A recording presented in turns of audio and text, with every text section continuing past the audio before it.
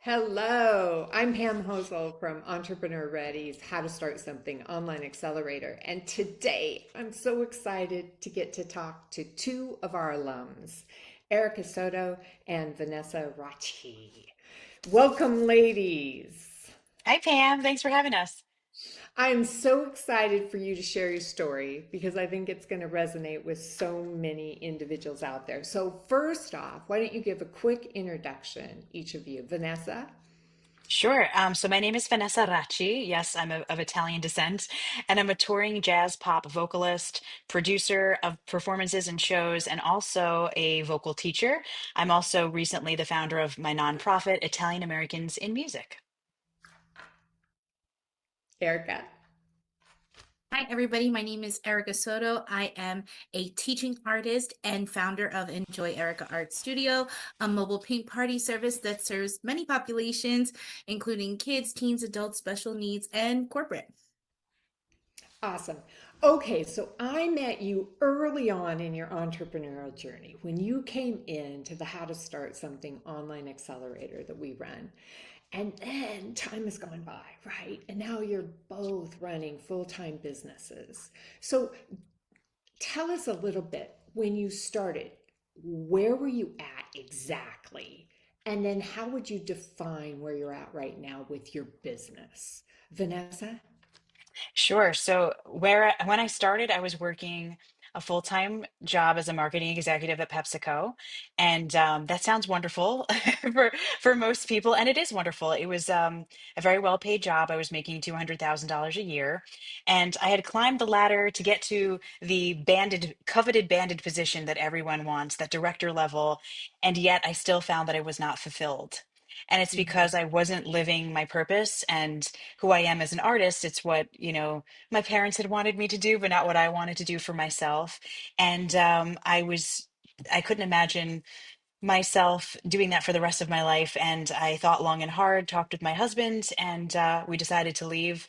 And that's when I had met you, Pam, and Entrepreneur Ready. And I did the program to transition from employee to entrepreneurship. And now I'm living a life as a full-time singer and producer and voice teacher.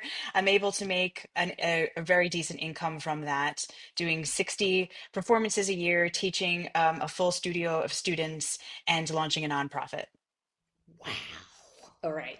We're going to get into the details of exactly what you did to get there, right? Erica, where you started, where you're at? I was a hot mess. I was very lost, very, very down on myself.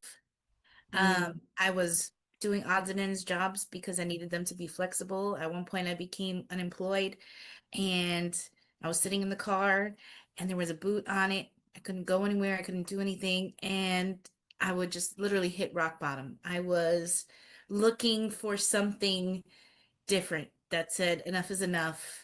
There has to be more to this life.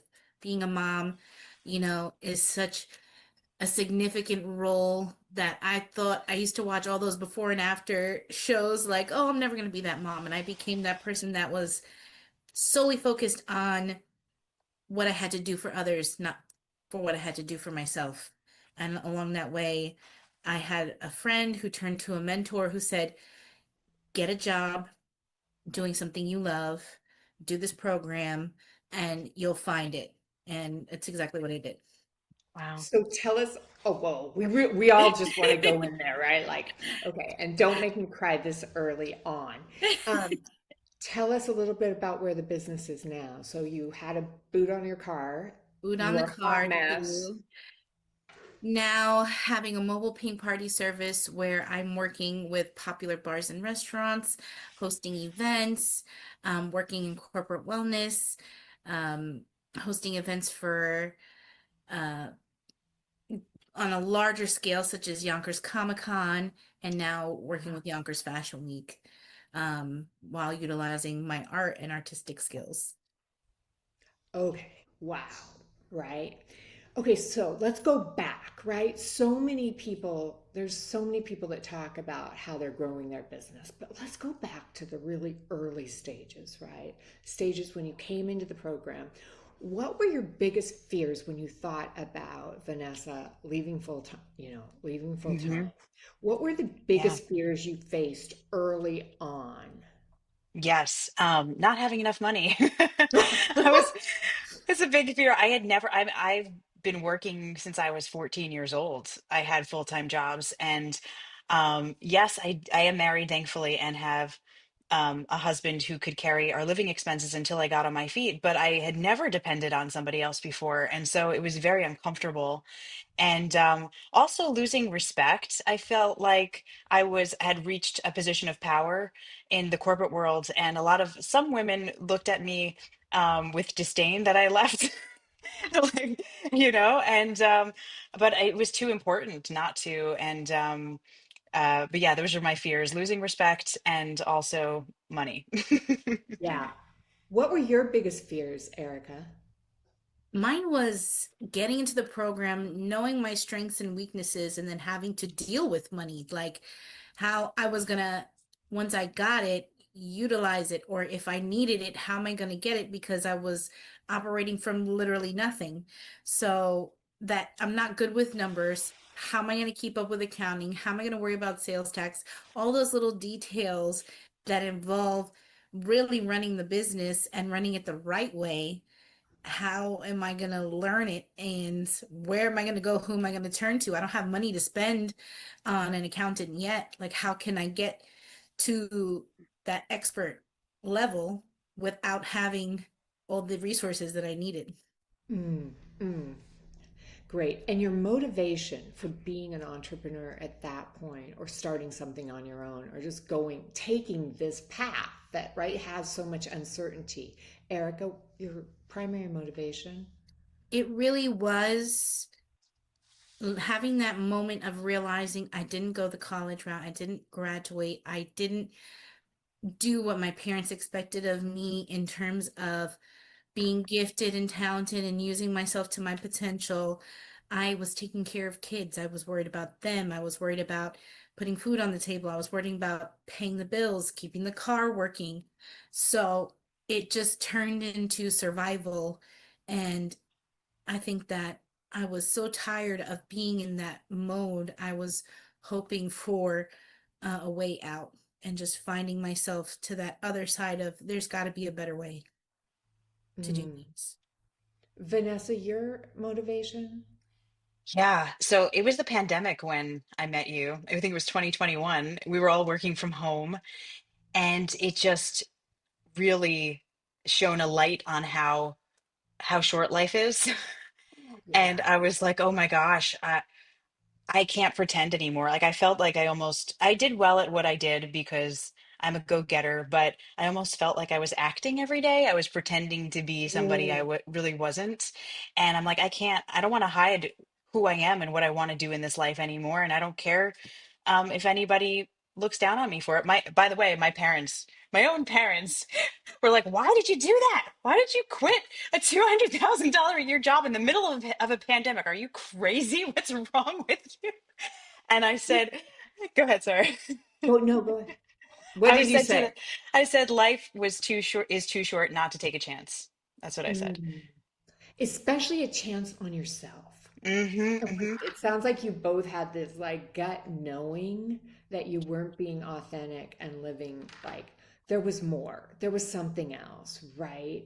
I think that that resonates so true with so many people because there's this narrative on what success looks like versus defining success on our own terms. And then there's Hmm. all this scary stuff that we don't know. So, talk to me about those early stages when you look at what you did in the program and all the way up to your first revenue. And then, as that started snowballing, what were those specific things that you didn't know how to do, but you started doing and started getting results or revenue or confidence? Can you talk a little bit about that, Vanessa? Sure, sure. So it was one of the simplest things that I think we don't spend enough time working out is defining my purpose and my why. Like it was something that I always felt, but I never crystallized and put it onto paper. And when I really wrote it down, I was like, aha, this is what I meant to do in this life. So that was. really, really important for me. Um, Templates for defining my value. It's really, we don't often think about what we're worth and the math behind it as a performer. Right? What is it worth for me to sing for somebody? And all that's involved, and the hours of preparation, and really justifying that cost. So that was a big hurdle for me, because I would start out charging less, like, oh, well, I'm just I'm just a singer, not just a singer, I'm providing lots of value. And building a team and network. I had thought that an entrepreneur means that I had to do it all myself, but there's so many people you can tap into for free or paid to help out in the process.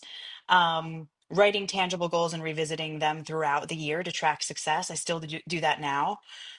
Defining the competitive market. It's also something I did a lot at PepsiCo that I didn't do for myself because it seems so overwhelming, right? You're like, oh my gosh, am I, do I have to talk about my competitive advantage versus all of the other singers in the universe? No, but you told us to pick three people, just focus on 3 to 5 people who are, in your sweet spot. And that helped narrow it down. And it really helped me define why I'm different and what I offer that's better. Um, and then implementing a structure for testing and learning. Again, something artists are afraid to do. Talk um, about that. What did that look yeah. like for someone that was Yeah. listening to you? Like, how Yes. did you do it the first time, and what does it look like for you now? Yeah, so the first time when I joined Launch, I was launching my new album, Jazzy Italian. So in essence, it was kind of like I was launching a product, right? A Yeah, new yeah, yeah. piece of work. And I was getting feedback on that album. What do you think of this compilation of songs? What do you think of the theme, etc.? And I had never done that before. And not only was it helpful to hear feedback, but it was also making connections with people that would hire me in the future, which was really cool.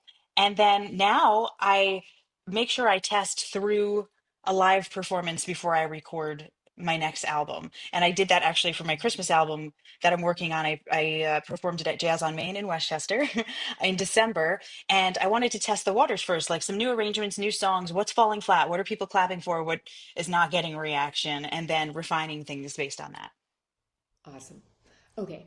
Erica, tell us about what were the things you did early on in the program and up to that first client and have been fundamental or critical for your revenue growth and your income growth.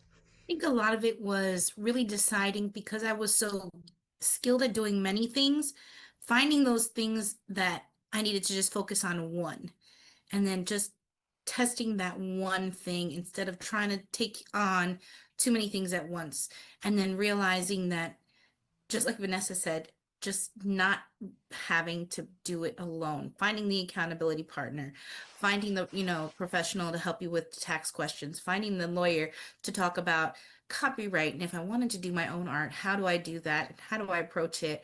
Um, Sitting there and then forcing myself to talk to people about the ideas, who's kind of my market, kind of market testing. Oh, are guys going to be into this? Are girls going to be into what I'm trying to do? Who really is the person that I'm selling to? Finding that one um, kind of group that I'm selling towards, then sitting there and actually networking with them. Again, developing relationships with people, forcing myself to put myself out there, talk about what I want to do, and then, you know, create relationships, which was the biggest part of growing anything. Your network is your net worth. Yeah. So talk to me. You both have kind of aligned. Many people, this is their dream, like to do what they love and make money of it, and that they've been told it's impossible. So talk a little bit about the sweet spot exercises and your why in the program and how that dovetailed into the first product or service and how you think about that now when you look at new revenue opportunities. Yeah, I think a lot of it had to do with what I was willing to do based on my values, based on my time. I, thought about doing something if I had an art studio, a physical one, what that would entail financially, what that would entail in terms of my time. I really had to have it adapt to what I was willing to do and able to do with my lifestyle. and then kind of moving through the program, realizing, hey, this will work, this won't work, this can work, and then just seeing it all mapped out in front of me gave me more of a courage to try it out in the future. Yeah. Vanessa, anything to add to that? Sure, sure. So my sweet spot, I defined it at the time as keeping Italian culture alive for the next generation through song. And Mm, it really helped me when I was pitching my performance to me as a performer and my shows to venues and producers and agents, and being able to crystallize that really made an impact because I pitched and I got an agent for the first time. I pitched and I got on a jazz label for the first time. So I don't think that was an accident. I think it's because I really defined how I'm different and what my sweet spot is. It helps others recognize it as well. yeah.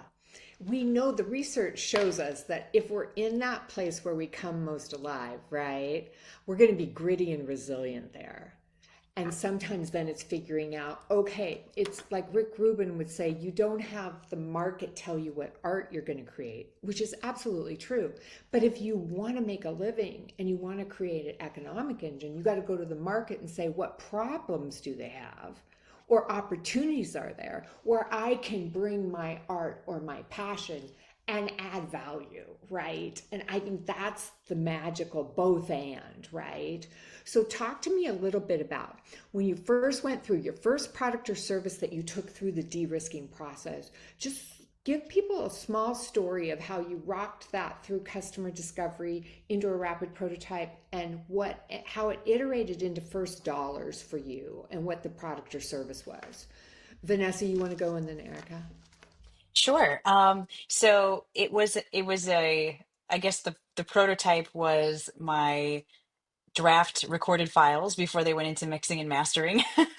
And then I sent them to a record label to listen to, and they liked it. And so it confirmed that it was ready to go. And then I took that, packaged it, pitched it with, a full photo shoot for the cover, revamping my website, putting a press release together, the whole, marketing kit, and defining my sweet spot and my why helped with all those materials, right? Because it keeps you focused on, what should I wear? What should I look like? What are the colors? What's the image? It's all those details stem from just the why and the purpose. It's And then branding. go ahead. You've talked about this before. Yes, it's So, what branding. do you believe about an artist in terms? Yes. Yes, I believe that we should be viewing ourselves as a product and a brand, just like we do for more tangible products and brands, like I did at PepsiCo, like for Mountain Dew or Aquafina or Pure Leaf iced tea. I am a brand and I'm a product, and I have to think about that when I post on social media, when I post on my website, everything. When I develop sales materials, it's all part of that image, and you want consistency, and you want it to visually convey your why. Hmm. This is integrity. It's what resonates, right? We don't care. We really care about your why. That's what we buy, right? We buy the Hmm. why. Erica, tell us your first product or service customer discovery prototyping, getting to that first revenue. What happened there? Yeah, basically it was something that I already knew was successful elsewhere, but I really wanted to de-risk it to the point where it was a no-brainer, that I was just almost making a suggestion to the possible, client. And it was really finding those people who already had a budget for something like this. So that could mean like actual classes for health and wellness that was already happening. So I already, did enough research that, okay, there's a budget for, say, corporate wellness, doing paint and relax classes and teaching those. There's already a budget for online classes. People are paying, a subscription amount. There's already libraries that have a budget for art programming. So I was, really strategic in starting those opportunities in those specific areas, having those pitches ready so that I can go into those spaces and say, hey, I can do this. Is this something that you're interested in? And then show them my resume, and it's an easy yes. So talk to us about your second. So your first revenue stream was art classes, right? Yes, Okay, now in art talk to us class. about how you use the same process. What was the second revenue stream or how you're starting to make revenue and create value? Then it would be doing public events. Same thing. Instead of just teaching a workshop, taking it to the next level, hosting events in a bar, a local bar or restaurant, and selling tickets, saying, hey, let's create community. Let's have people come together, do art classes at a bar or restaurant, and make it a full-blown event. And then it iterated again another time, by using those skill sets to say, other people noticed, hey, Erica, I see that you're talented in this. We're artists also. Do you know anything about comic books? And of course, I do know about art and comics, and they were interested in using my skills to help them organize another bigger, grander event that involved different kinds of art and programming. So, Yeah, Comic-Con. That's cool. How many Comic-Con. people went to Comic-Con? So it turned into a 4,000 person event in Yonkers, um, And highlighting, you were a consultant and for I was a that. consultant for that using my art skills and experience and programming experience. Yeah. So what have you learned about this? Like before, you kind of had this idea of how hard it was Hmm. to make money on your own. What do you guys now believe is true? And what would you say to someone that's sitting out there thinking that they can't do it or they need a lot of money to do it? Um, all you need is creativity. No, you need focus, consistency, and creativity, and I'll explain what I mean by that. So, like you had said, thinking about where can you extend your product and service? What are alternate revenue streams? That's where the creativity comes into mind. And so I have an album, but as we know in the music industry, nobody's buying physical albums anymore. And and streaming is not big money. And so, where the bread and butter for artists is in live performance, so selling to theaters, festivals, corporate events, even brands like who hired me? Ferrari hired me because I'm an Italian American singer. Mia Netto Prosecco. Pitching myself to brands as well, and merch. I'm able to sell my merch at every show. I've developed, a brand. So I'm the jazzy Italian, and so I have T-shirts that say "Kiss me, I'm a jazzy Italian," and also little stickers for kids that have little Italian phrases like "Ciao, baci, canta," which means sing, kiss me, hello. Um, so that was a lot of fun, and I'm sorry, I lost. I think I was That's I okay. had to So make I another was point. kind of talking about the de-risking process because some people Yeah. get stuck, right? You guys have Yes. been proliferate in terms of being able to say, I got my first revenue stream up fast when I was in the program. Now I kind of have this system of de-risking. Yes. So I Yes. just wanted you to break it down and show us how you do customer discovery now, how you do rapid prototype, how you de-risk the Yes. financials, Um, and tie that back to kind of how you did it the first time. yeah, honestly, I think it's a little bit easier now. I've kind of gotten down to a system where if I'm going to do a show, first I put together a press kit of what it could look like. Like what are the songs, what is the imagery, what's it called? What do you want people to feel coming out of the show? What's the theme? Put a one pager together and send that out and see if anybody buys it because usually it's a 6 month lead time and then I have time to put the show together, you And we know? talk in So, tech, we say that's prototyping, but for all the yeah. rest of the world, we've already done the work on getting the pain or problem. We know think this is the right target. Now we're just putting an offering in front of them. No spending money, right? So Hmm. this is that process that all the entrepreneurs and successful businesses know. But once you start practicing it, especially in structure with a coach, then it just becomes your literacy, right? So you put it out and then you start seeing what's happening. Hmm. Yep. And then consistent pitching. Like I make sure I set aside time every week to send out my electronic press kit and my show proposals to theaters, to festivals, to, corporate contacts, et cetera, people that have hired me in the past. And I think I mentioned in the one pager you sent us that sometimes I'll send hundreds of emails a week, but if I get five back and I continue to get that every week, then I'm just building, my gig list and I'm growing. Yep. So your products now that you offer or your services are because you're doing events, you're doing shows. Just tell us a little bit about that. Yes, so I offer merch or physical CDs where you can, buy my music on a physical CD or vinyl. You can buy merch, such as t-shirts, etc. I also do voice lessons, and then I do live performance, but that's the bulk of my income is live performance. Yeah. All right. Okay, so now I want to switch a little bit. The biggest wins you've had and what you think got you there. Ooh, I have a Erica? really good one. I have a really good one. So I feel like there's twofold. There's the impact win and there's the financial win.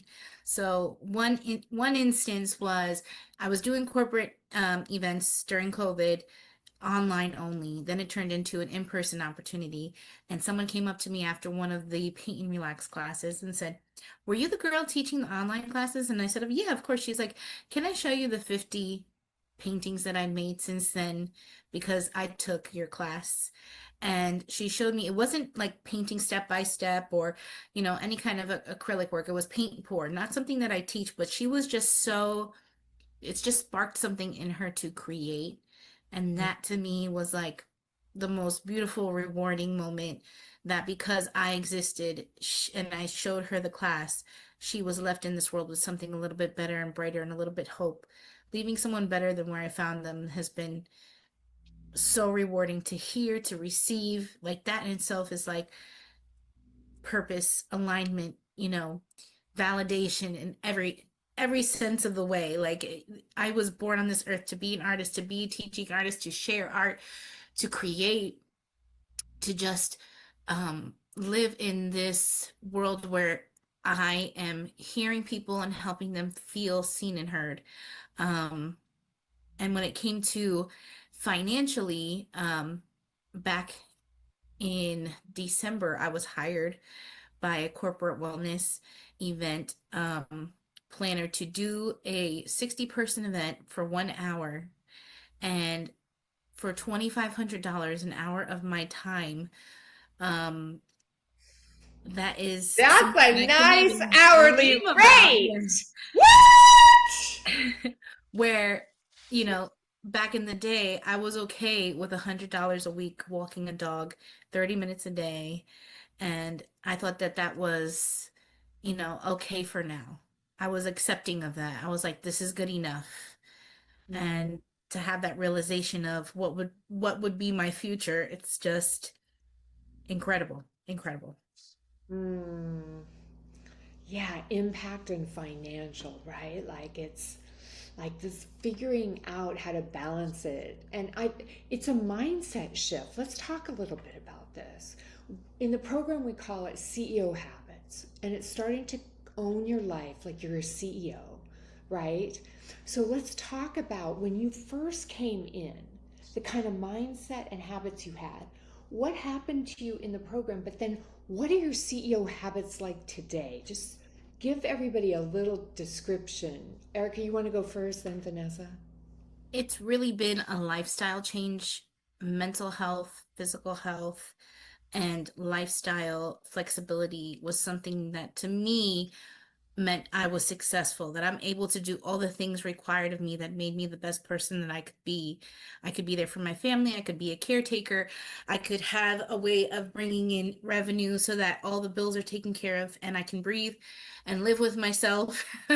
And once all of those things align, it was really, you had to create the lifestyle that supported it, whether it's scheduling morning meetings around the time that I have to pick up kids, taking calls and emails, maybe when I'm out, sacrificing some time during the day while the kids are at school to have more meetings or put out potential clients or, schedule my events around important family events. So having that flexibility and having that mindset of, oh, everything has to be scheduled, everything has to align in that certain way has made all the parts of my life workable.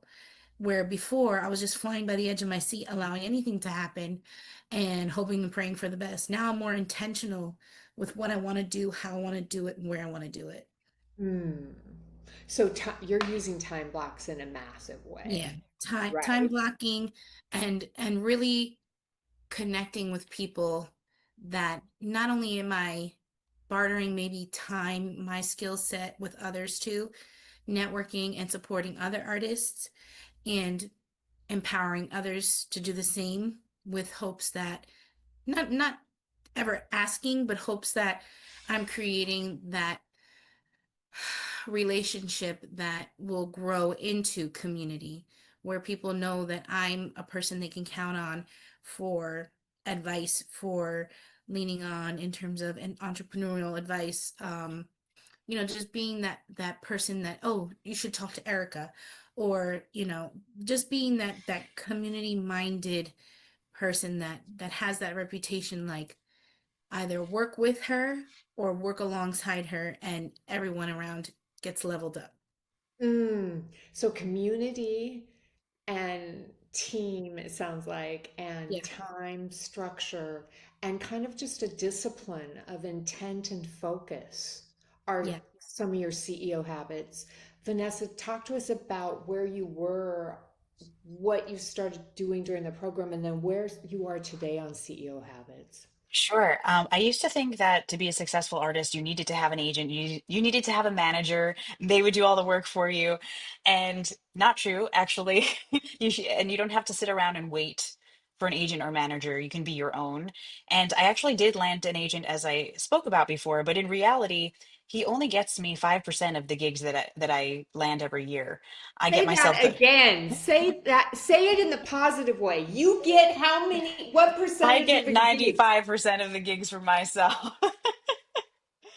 And I Game real flipping on, And I right? realized that no one's going to work as hard for you as you will for yourself. No one's going to be as connected to your why and your purpose because these agents and managers, they have a roster of lots of clients. So, what's to say they're going to give their all just to you? So, I can work harder for myself than an agent can. And I am my own, boss and manager and agent. And even when it came to situations where, theaters or performing arts centers would reject my show, if I believed in it and I knew it was going to be successful and I knew I could bring the people in and there was a market for it, I would say, well, how much does it cost to rent your theater? And I tried that actually with Yorktown Stage recently. And I rented the theater, sold it out, 400 seats, and I made the most profit that I've ever made.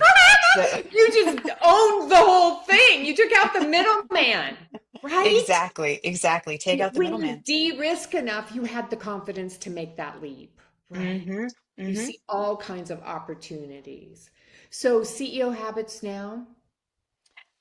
Eliminating the middleman and continuing to be consistent in pitching and putting my work out there because something else I've learned is that just because your work gets rejected right away doesn't mean that it's not going to be accepted in the future. It's a long game. Like I recorded my first album Italiana Fresca in 2017 and in 2024 it got picked up on major networks such as CBS, ABC, NBC, and I wound up making like 7,000 in royalties.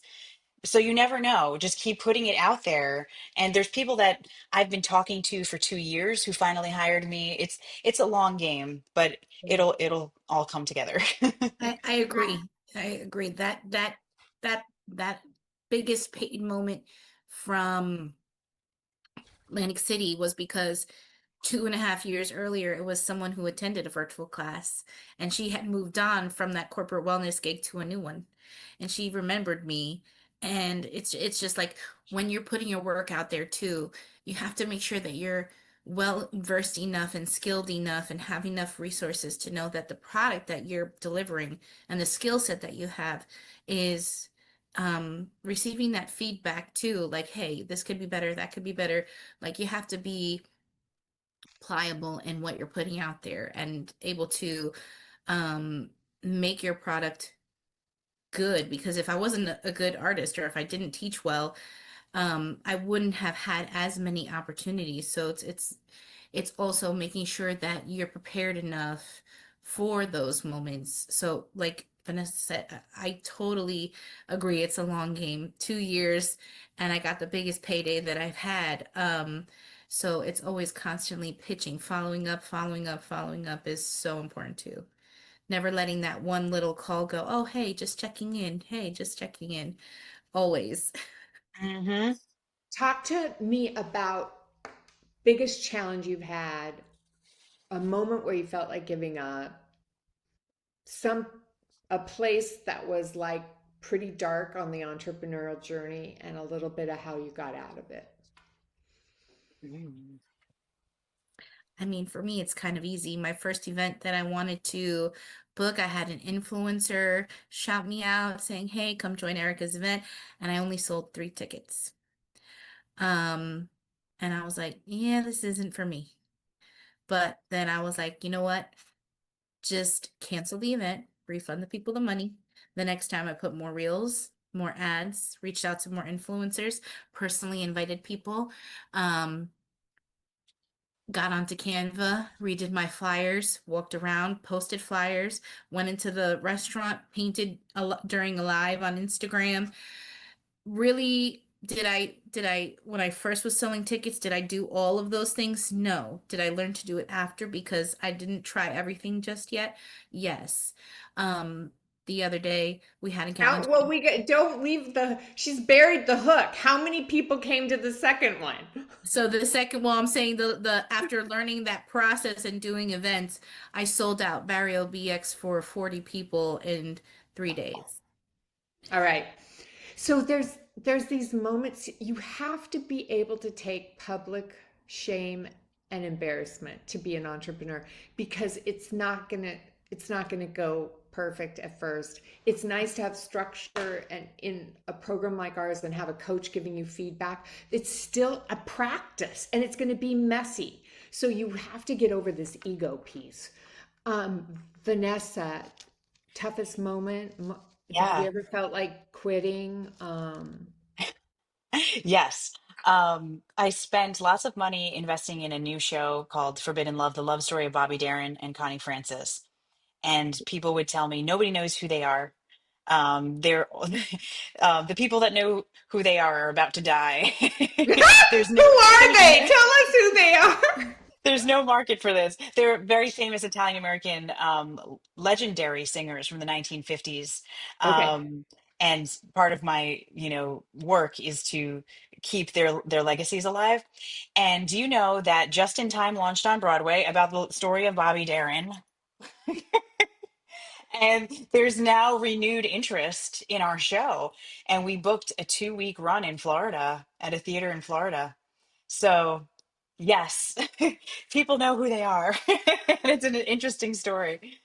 Yeah, it's so interesting. Like, there's times where we really have to listen to the market when we're exploring problems and pains and the competitive landscape and kind of seeing where the gaps are.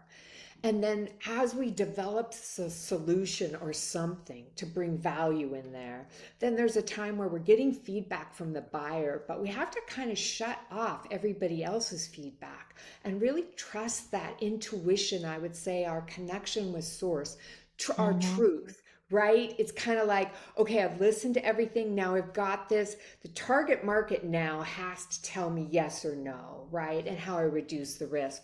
Let's talk a little bit about money. Money freaks a lot of people out, especially if they haven't been on the business side. Maybe they weren't good at math.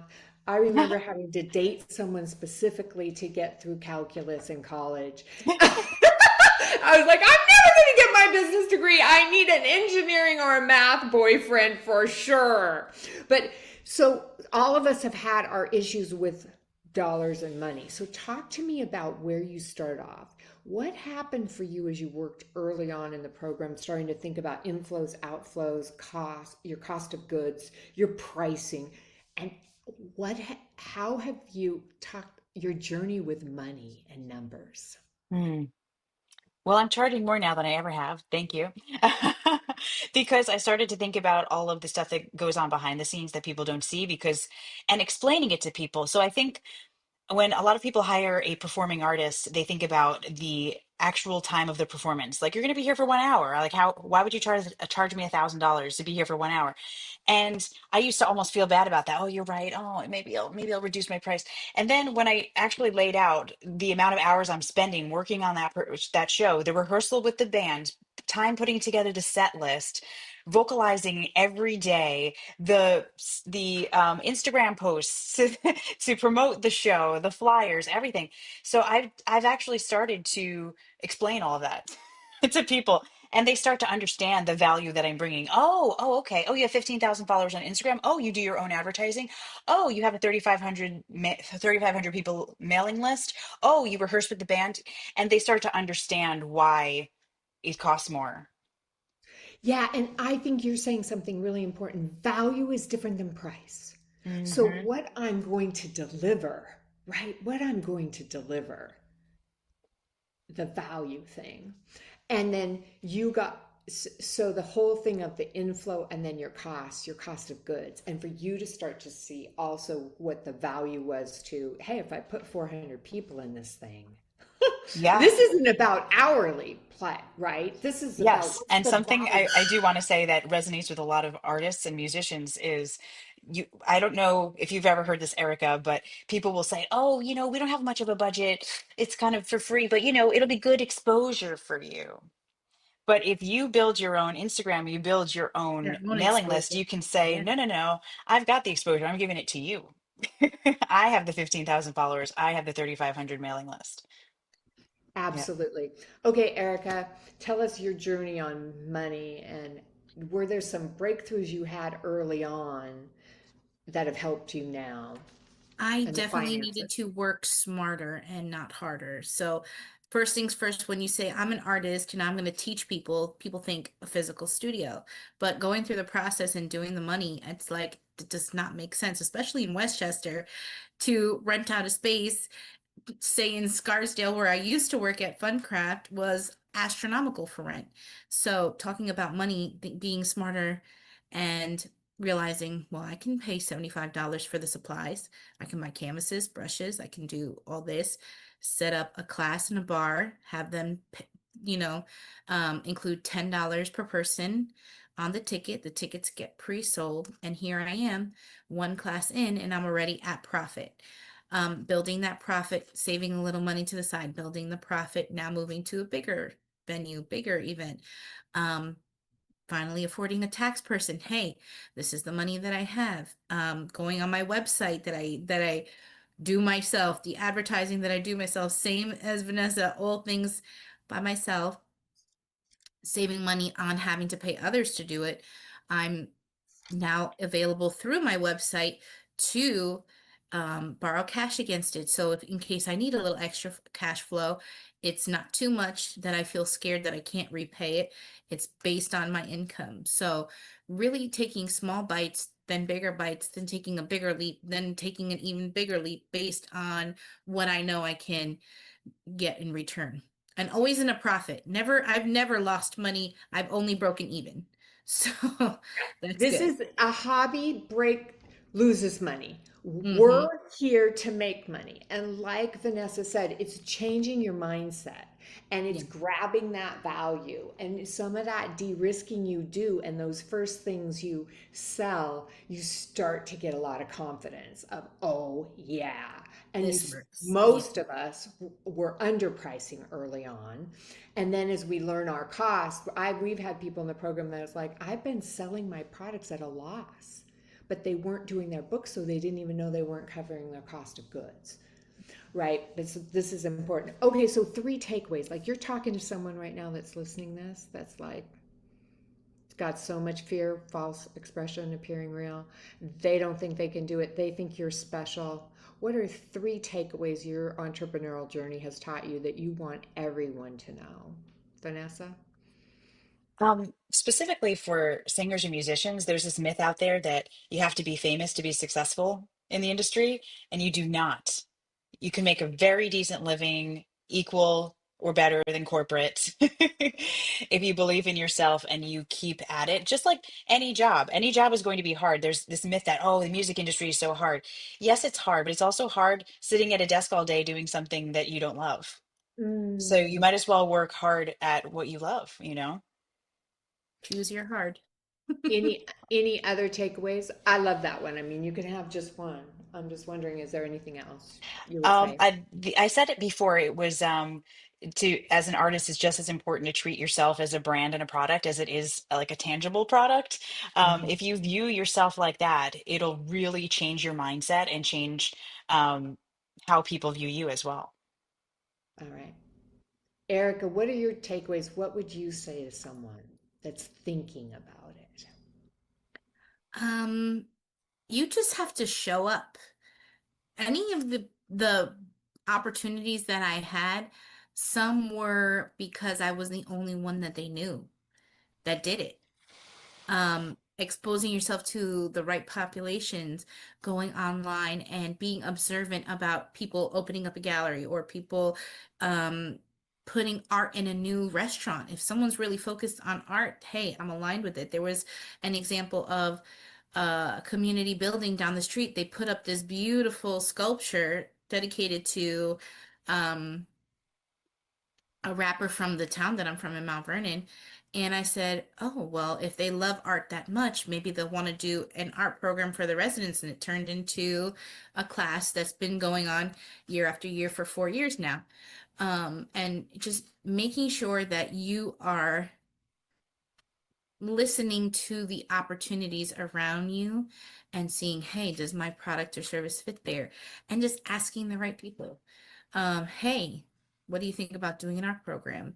Or hey, I do art. Is this something that would work for you? And for the most part, it wasn't like a job that was posted on Indeed. These were all relationships that I cultivated, people that I met, and ideas that I kind of implanted in their head, like, hey, you could do this with me, And they'd be like, oh, that's great. And then you become their, oh, I know a guy, and it builds from it's a referral type business. Anytime you're doing events, anytime you're doing like private parties, anytime you're doing classes, it's all word of mouth. So if you're doing good at what you um, are trying to create, you will have those raving people talking about what you do, referring you. And The then I raving even create fans. incentive. I give Yep. people a free paint night if they refer a party booking to me. So if anybody, wants to do that. All those incentives. One of the biggest breakthroughs I see, I think we've trained about 1,300 people in the last, well, 30 months, and is when they get out in customer discovery and start talking to people. And it just changes everything when they have their own framework of being able to learn more about the target market and the problem and the opportunities that people are having, and then come back with an offering and what we call prototyping and feedback. And just that ability to get in front of people just starts transforming what's possible for us, because you don't do this alone, even if you're doing it online. So, okay, let's go to some questions. How does that sound? Yes. Yeah, exciting. Rosie, you got some questions for us?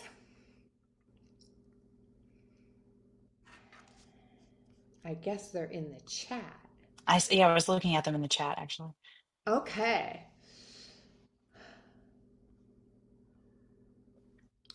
So, how do you balance impact and financial impact? How do you balance the things that make you feel like you are fully expressing yourself as artists with those things that make money? Yeah, I always say that I have like a three. Um, can you still hear me? I'm sorry, my earphone kind of clogged up for a second. I have three reasons that I do an event. So for money, exposure, or cachet. That's kind of my rule of thumb, because you can also be paid through exposure if it truly is. If it's like a media opportunity and you're getting, I don't know, 50,000, 100,000 eyeballs. But some people, use say you're going to get good exposure and they're just full of BS. But but if it really is a true exposure opportunity, or if I have the opportunity to open for a famous person, that's when I say I'm going to get a lot more out of this than how much they're paying. So it's something that I would do and I would balance. And the same thing with cachet. For example, my friend had invited me to sing at the legendary Cafe Carlyle in New York City, that only famous people perform at, like Sutton Foster and Jeff Goldblum, And I said yes. Like I didn't care how much Yeah, like just money can I sleep because overnight on the street and then do it? exactly, because that's a resume builder and that has a lot of value in itself. So I do balance things that don't necessarily, that aren't necessarily just, make me financially stable and give me a lot of money because they do work out, they do add value in the long run.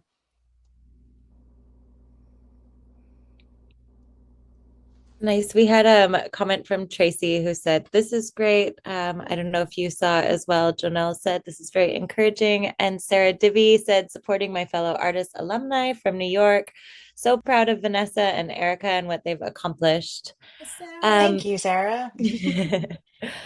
Yeah, so I think another question for you, Vanessa, is how do you balance performance schedule to help safeguard your voice from Yeah. burnout? I've seen some of your reels on this, and I think you've done a really good job of bringing awareness to this in terms of performance. And what revenue streams help you earn when you're not performing? That's a great question. So I usually perform on nights and weekends, and so usually it winds up being like 1 to 3 times a week. So it's not as bad as it seems. Even though I'm performing all the time, it's even though that's a rigorous schedule, it's not like Broadway where they have to do it twice a day or something like that. So that's another way that I save my voice, that I really am preparing and singing for like 1 to 2 hours a day to prepare for the next show that week. And Hmm. then other ways I make money when I'm not performing are teaching. I have around 2 students a day, and it's nice and spaced out, so it's not, I have room if I need to schedule a band rehearsal or I have an opportunity, I can move students to another day that comes up. And then I also make royalties. My music is out there, so I make money off of Spotify streams. That's kind of passive income. Also licensing, sync licensing. So when I had mentioned that one of my songs got picked up on CBS, NBC, it's hard to predict when that's going to happen, but I send my music to a sync licensing company and then they pitch it to movies and programs. And when that happens, it's a nice passive income payday. So those are other ways that I make money. Nice. And then another question for Erica is, how has being a boss impacted how you are as a mom? I say a lot of phrases like, get the charger, be quiet, I'm in a meeting. I'm not feeding you. Dinner's not till later. It's just like they get yelled out in a loving way. But I'm also modeling for them. Like, listen, this can be done. Guys, I'm on the phone. Give me 5 minutes. I'll be in the car. I have a meeting. Let me reply this email. I literally announce what I'm doing so that they have a deeper understanding. I mean, they're not little anymore. Victor is going to be 16 and Sophia is 10. So they really see what goes into building a business from they saw me dog walking because we used to walk the dog together. That was like their little um, pet that got to go back to their mom or dad. They've seen me in all iterations of my life. So to have them see me on the journey, and we all got dressed up, as Ghostbusters at Yonkers Comic Con, they become part of the So story. cool. So, Victor even on occasion comes with me as my assistant, refilling the paint, greeting customers, learning how to have a job. I said, "You're lucky because my first job was at ShopRite and I was scanning groceries and you get to hang out." And he enjoys his time. He'll get tips sometimes in tacos or whatever restaurant we're at. They'll give him free food because they just, enjoy the events just as much as we do. But it's I've learned to adapt and to show them and model for them like, hey, mommy made her dreams possible. Whatever you decide to do, you can do. So, Oh, oh yeah. wow, I love that so much. I think there's so much power in that too, of like, I'm also devoting time to my dreams, right? And you're seeing that that has value, right? So to get to model that to the next generation is so powerful. Yeah, and he's around the corner. I mean, 16 is just shy of 18 and he's still figuring out what he wants to be when I grow up. And I said, "Don't wait as long as I did. Figure something out.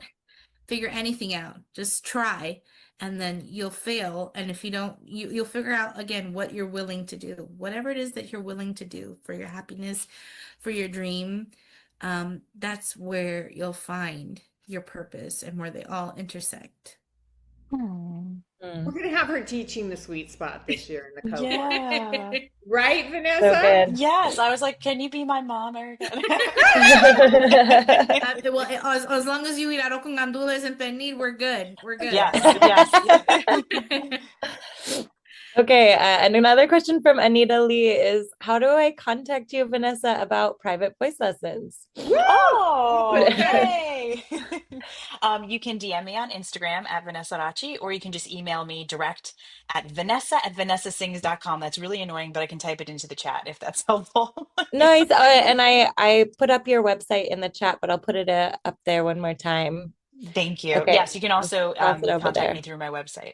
And we'll put all of your contact information in the YouTube description and over on LinkedIn afterwards, because this will be able to be shared forever. Rosalie, any more questions? Yeah, we have another question from Tucker, which is, how do you keep yourself focused, sticking to your plan when it's so easy to look at many different opportunities? Hmm. I think it comes back to the what are you willing to do? Are you willing to? I had that happen to me specifically that I thought it was an opportunity that was good for me, and I wasn't willing to do what they were asking. And I realized, you know what, you have to just do it this one time and then don't say yes the next time. Because being very specific about why you say yes, because like Vanessa was modeling, like you could take the opportunity because it is exposure, real exposure. You can take the opportunity because it puts you in front of the faces of a clientele that you're working for.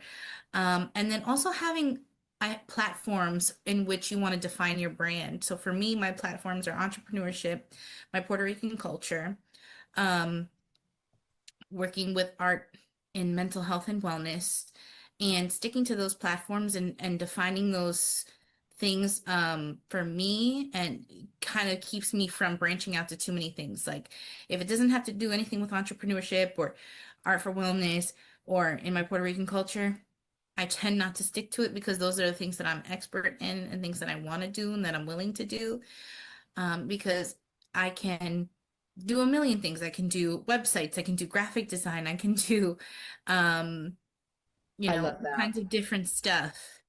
Yeah, Oscillating. it's having a filter, right? It's kind Yeah, of this alignment filter, kind of what your sweet spot and your clarity gave you. Now you kind of have this constant filter of how aligned is this from 0% to 100, right? exactly. Hmm.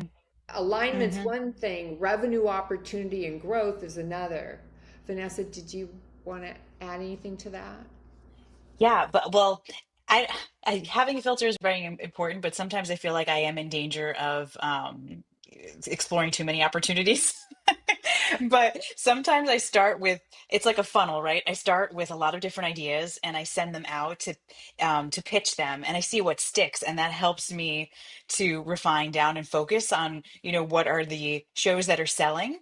And then also having that internal filter, like somebody asked me to do a Lady Gaga Tony Bennett show, and I'm like, I'm not a Lady Gaga impersonator. It's just not believable for me. I'm not going to do it. And so, and so I turned it down, even though I probably would have made a lot of money doing it. I love that. Well, as I'm going to have one more last question for you ladies, but I want to make a little pitch right now. If you need a community and you need a coach and you need some structure to do what Vanessa and Erica have done and start living your dream and spending more time in your passion and either a side income, or you want to take your side income and make it your main thing, check out howtostartsomething.com. You can learn all about our next cohorts and programs. Where now, before you had to be in a special part of the nation or you had to have a sponsor or funder. Now you can live anywhere.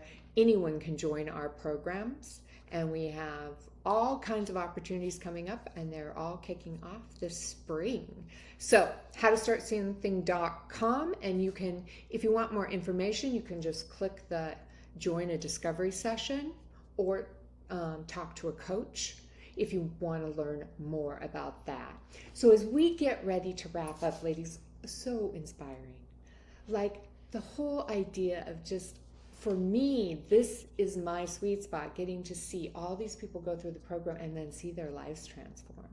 The idea that we're born for, that there might be more in life than we ever thought was possible for us, and to see you two making that happen for yourselves and all the joy you're bringing to others, it's like payday for me, right? Like just payday for me and the team at Entrepreneur Ready. We're so excited to be just small parts of getting people started, and then what they do in the world is amazing.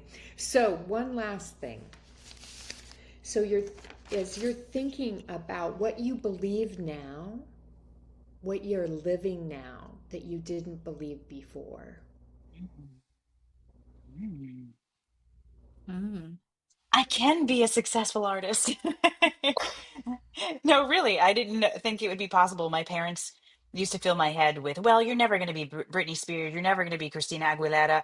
I don't have to be, you know. I can be me and I can be successful even if I'm not famous. I love that. I can be successful even if I'm not famous. And what is, that's your next shirt. Yes. I love I that. I want to love that. buy that merch. Get it for me, girlfriend. I All will. right, Erica. Oh, God. The power was always within me. I did so many countless jobs for other people that I despised.